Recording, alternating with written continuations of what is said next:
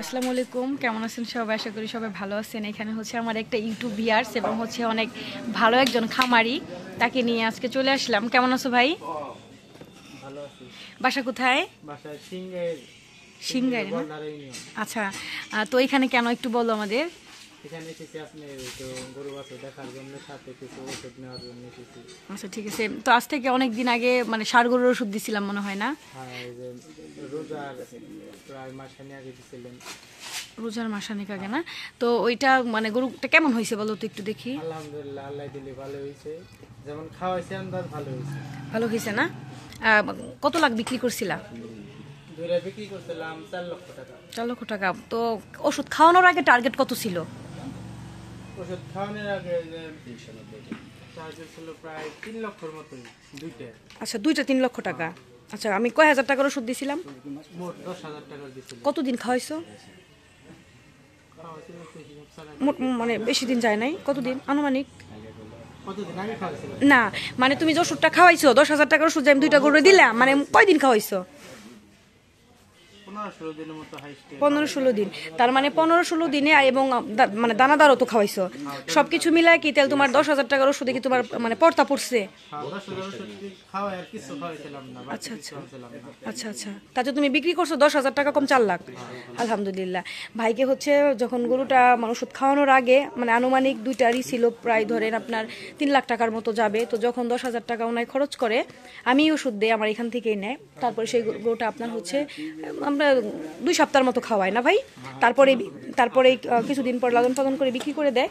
তো আলহামদুলিল্লাহ সে অনেক খুশি, এই জন্য আজকে আবার চলে আসছে তার প্রেগনেন্ট গরুর জন্য। আর আপনারা জানেন, আর আরেকটা কথা, অনেকেই তো বলে যে আপনার এই যে পানির যে বিষয়টা আমাকে তুমি শেয়ার করতেছিলা, বলে কি বেশি পানি খাওয়াইলে গরু সমস্যা।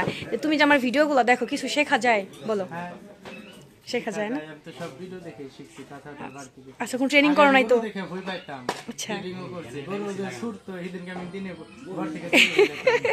আর এখন আমি এক হিসেবে করলাম গরু পেট তুলে শুয়ে থাকি। তাই না?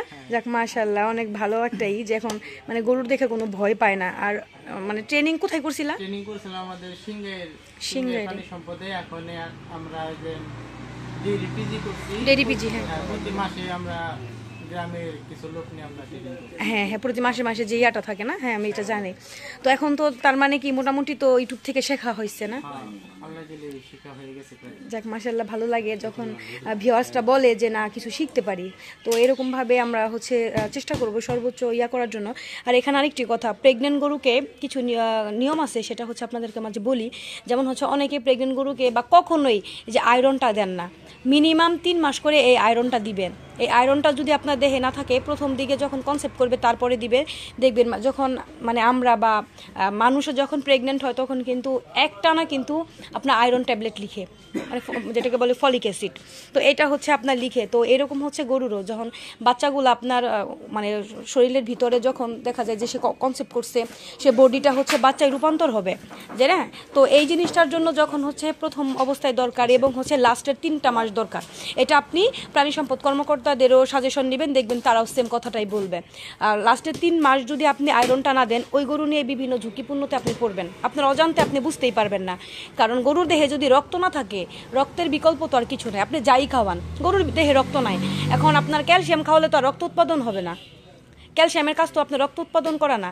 যেমন আপনি অনেকে ক্যালসিয়াম খাওয়ান কিন্তু রক্ত উৎপাদন না, আয়রনটা আপনারা দেন না। এজন্য হচ্ছে ক্যালসিয়াম হচ্ছে আলাদা জিনিস। এখন বলবেন আমি তো ক্যালসিয়াম খাওয়াই, ক্যালসিয়ামটা হচ্ছে হাড়ের আপনার গঠনটা মজবুত করে, বা এটা হচ্ছে আলাদা ফাংশনের কাজ। আবার এই আয়রনটা হচ্ছে আলাদা ফাংশনের কাজ। এর জন্য হচ্ছে আপনারা লাস্টের অন্তত 3টা মাস, 7 মাস থেকে শুরু নেবেন। আপনার সাধারণত 9 মাস 10 দিনে গরু বাচ্চা দেয়, এই 3টা মাস হচ্ছে আয়রনটা দিবেন। কারণ আয়রন ছাড়া যদি আপনি করেন, এটা অনেক সমস্যার সম্মুখীন হবেন। হয়তো বা আয়রনটা কি আপনারা জানেন না, কিন্তু যখন আপনি একটা ডক্টরের চিকিৎসা দেয় তখন কিন্তু আয়রন ঠিকই দেয়। এই আয়রনের ঘাটতির জন্য আমি আরেকটা কথা বলে নেই, শীতের মধ্যে যে লিভার ফ্লক্সটা হয় তখন দেখবেন একটা ইঞ্জেকশন দেয়, রেনাটা কোম্পানির একটা ইঞ্জেকশন দেয়, ওটা লাস্ট একটা চিকিৎসার মধ্যে ফেলে দেয়। হ্যাঁ, ওই ইঞ্জেকশনটা হচ্ছে খুবই ঘন এবং হচ্ছে ওইটাই হচ্ছে আয়রন। যখন ওইটা মাংসের মধ্যে দেয়, অনেক সময় কিন্তু গরু হাতের তল থেকে দাফা দিয়ে পড়ে যায়। কেন পড়ে যায়?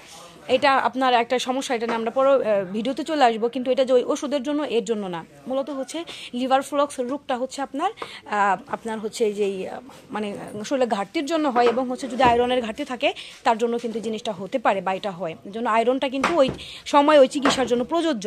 এজন্য হচ্ছে আপনারা হচ্ছে আয়রনটা দিবেন, এটা হচ্ছে বাহিরের।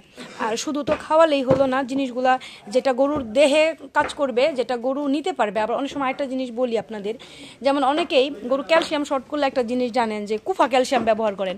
সব গরুতে কিন্তু কুফা ক্যালসিয়াম টানতে পারে না, ভালো দামিটা টানতে পারে না। টানতে পারে কোনটা জানো? ওই যে রেনাটার ক্যালডিমাগ আছে, নর্মালি ভাই ওইটা সব গরুতে টানতে পারে। কিন্তু অনেকে আমরা বলি আমার দামি গরু, আমি কুফা ক্যালসিয়াম দিব, এই কুফা ক্যালসিয়াম দেন, কিন্তু গরুতে টানতে পারে না।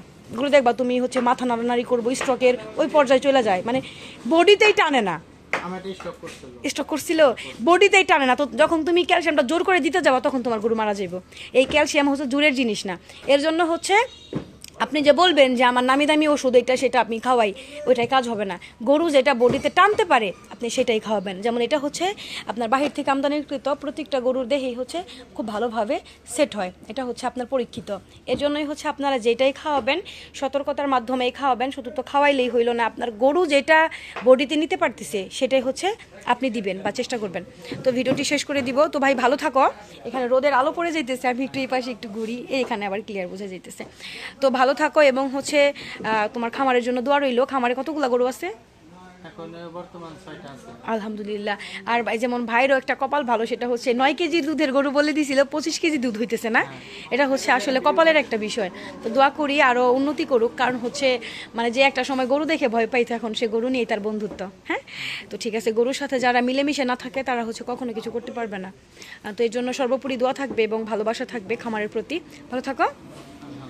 আর প্রতিটা মানুষকে আশেপাশে যারা আছে তাদেরকে সাজেশন দিবা, হ্যাঁ, যেন তুমি ভালো কিছু করবার সাথে সাথে তারাও ভালো কিছু করবে। তার নমুনা একটা দেখাই, আমি তো ভুলে গেছি। এই যে ভাই, এটা হচ্ছে এই যে তার পাশের বাড়ির জন্য মোটা তাজার ওষুধ, তার পাশের বাড়ির জন্য ওই যে ওই গরুটা তার ভালো হয়েছে, 2টা গরু বিক্রি করছে, পরে ভাইকে টাকা দিয়ে দিছে, বলছে যে 5,000 টাকা বাজেট দিয়ে দিছে, কিন্তু এখানে 5,600 টাকার ওষুধ। হ্যাঁ, তো দিয়ে দিছে। এটা হচ্ছে মানে তার গরুর দেখে যে মানে নিজে ভালো করতেছে এবং হচ্ছে পাশের মানুষগুলোকে পরামর্শ দিচ্ছে। তো কেউ যদি বিপদে আপদে পড়ে আসে, মানুষকে পরামর্শ দিবা যতখানিক জানো। হ্যাঁ, যতখানিক তুমি বুঝো, না পারলে তো আমাদের স্যাররা আসেনি, সমস্যা তো। ভালো থাকো। আজকে ভিডিওটি এই পর্যন্তই। এগুলা হচ্ছে দিলাম, আর ক্যালসিয়াম আর জিঙ্ক ভাইরা আছে, আমি দিয়েছিলাম এর আগে। আজকের ওষুধগুলো এগুলাই। তো সবাই ভালো থাকেন, সুস্থ থাকেন, আল্লাহ হাফেজ।